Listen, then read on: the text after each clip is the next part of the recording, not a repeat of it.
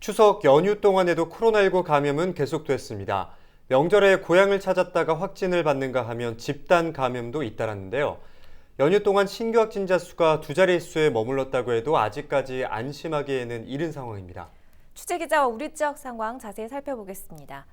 이세진 기자, 연휴 동안 우리 지역 상황 어땠습니까? 네, 연휴에도 감염 확산은 이어졌습니다. 인천 부평에서는 지인 모임에서 확진자가 무더기로 나왔는데요. 지난달 30일 첫 확진자가 나온 이후 연휴 동안 계속 확진자가 늘어나더니 두 자릿수를 기록했습니다. 네. 5일까지 이 모임에서 모두 13명이 확진 판정을 받았습니다. 또 명절 귀향 과정에서 확진자가 나올 가능성 때문에 걱정이 많았는데 우려가 현실로 드러나기도 했습니다. 추석 명절을 보내기 위해 인천 강화에 있는 친척집을 찾은 30대 경기도민 한 명이 코로나19 환자로 확인이 된 건데요. 네. 이 환자는 증상을 느끼고 강화에 있는 선별진료소에서 검사를 받은 뒤 인천 확진자로 분류가 됐습니다. 네, 코로나19에 취약한 요양시설에서도 감염이 잇따랐습니다. 경기도 부천의 요양원에서 확진자가 다수 발생했다고요? 네, 그렇습니다. 부천의 한 재활 요양원에서도 집단 감염이 있었습니다.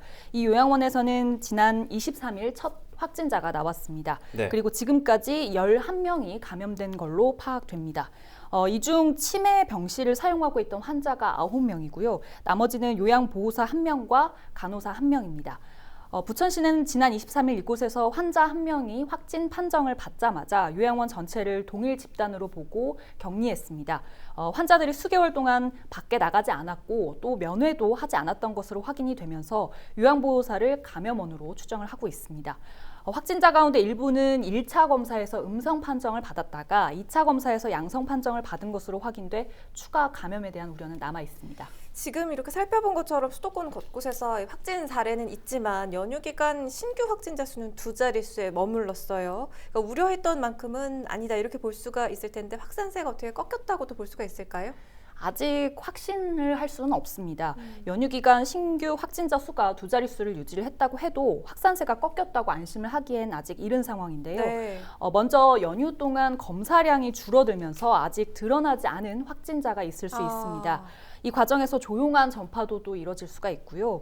무엇보다 연휴 동안 또 이동이 또 많지 않았습니까? 그렇죠. 귀성객은 줄었다고 하지만 축캉스를 즐기기 위해서 곳곳에 일부 관광지들이 인파로 또 붐비기도 했었죠. 예. 이렇게 이동이 많아질수록 감염 범위는 넓어질 수가 있고 또 감염 경로를 알 수 없는 확진자가 늘어날 가능성도 있습니다. 방역당국에서는 이런 여러 상황을 고려했을 경우에 이번 주 중후반은 돼야 연휴에 대한 그 여파를 좀 정확하게 평가할 수 있겠다 이렇게 언급을 했습니다. 그러면서 연휴 이후 폭발적으로 환자가 늘어나는 것을 막기 위해서는 모두의 동참이 필요한 시점이라는 말을 강조하기도 했습니다. 직접 한번 들어보시죠. 지금부터는 연휴 이후에 환자 발생 감시가 중요하여 조기 검사, 조기 치료 격리에 집중해야 될 시기입니다.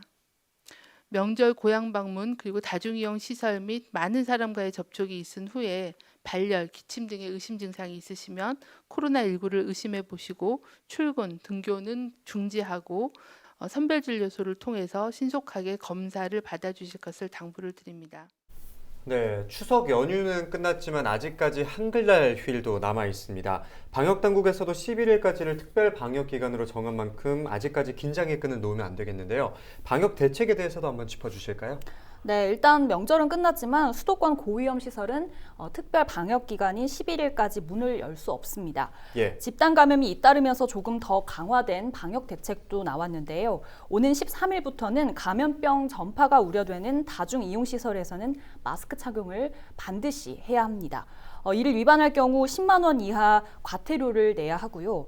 마스크 착용 의무화는 사회적 거리 두기에 따라서 다르게 적용이 되는데 감염 위험이 높은 대중교통이나 집회장 그리고 취약 지역인 의료시설이나 요양원, 주야간 보호시설은 거리 두기 단계와 구분 없이 마스크를 꼭 착용해야 합니다.